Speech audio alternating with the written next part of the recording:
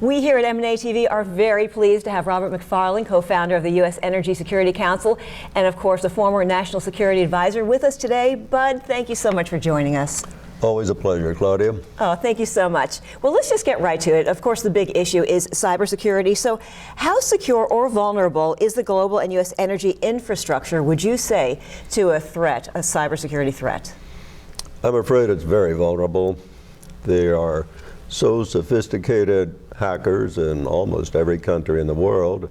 And then there are governments, of course, that are focusing a lot of resources on being state-of-the-art and getting ever more competent penetration devices. So our entire system, which relies heavily on the internet, is very vulnerable. Where do you see the biggest threats coming from, would you say then? Well, they exist in governments from China to Russia to Eastern Europe. However, they exist right here at home in the United States with hackers that are becoming ever more qualified day to day. Is it possible to always stay one step ahead? Well, it takes a great deal of ingenuity and scholarship and genius, really. If I had to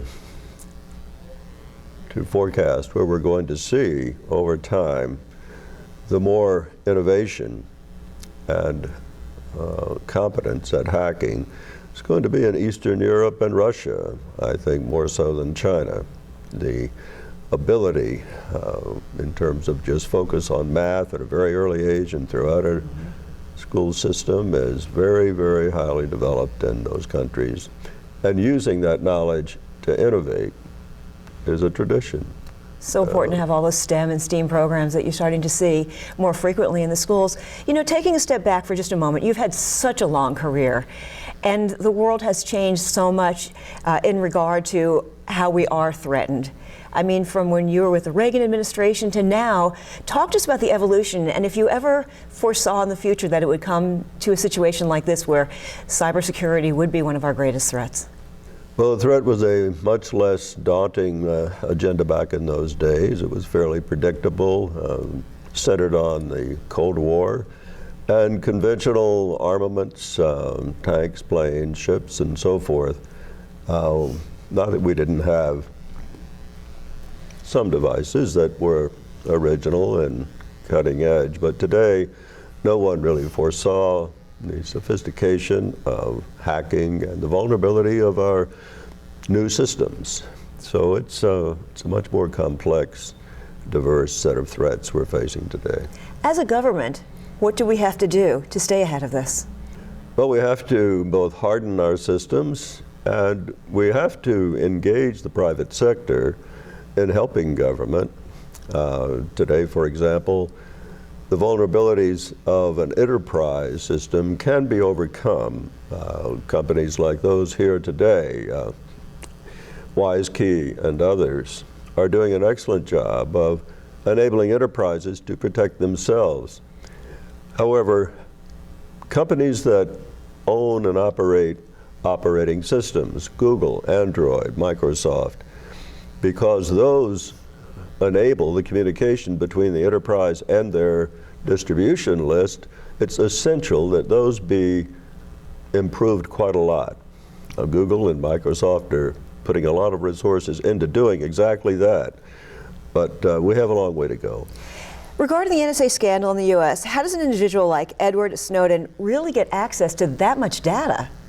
Well, it was a very serious breakdown in recruiting, screening, vetting people that qualify for top secret and code word clearances.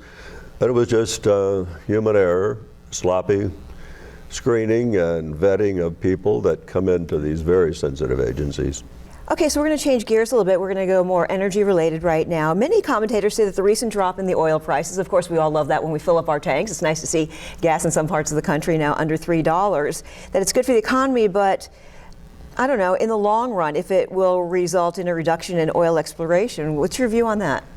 Well, that's not a threshold I think we have met yet or that we're likely to meet in the near term. Oil would have to go down to probably 60 or so before you would see a termination of activities. It will begin, as it has dropped below 80, to be a deterrent to new investment, but existing production will continue and won't face a problem where we are today. Okay, let's just talk for a moment about the Keystone Pipeline. Is it important to U.S. energy security? Why or why not? The most important value of Keystone is as a good neighbor. We want to have a free and open marketplace and resources throughout the world. And if we can add to that by enabling Canada to get its crude to market, so much the better. So I think it would be extremely harmful for us to make an affront to our best neighbor. And I hope it goes through early on next year. I hope so too. So nice to have you with us. It's such a pleasure to talk to you, and thank you for joining us on M&A TV. Good to be with you, Claudia. Oh, thanks.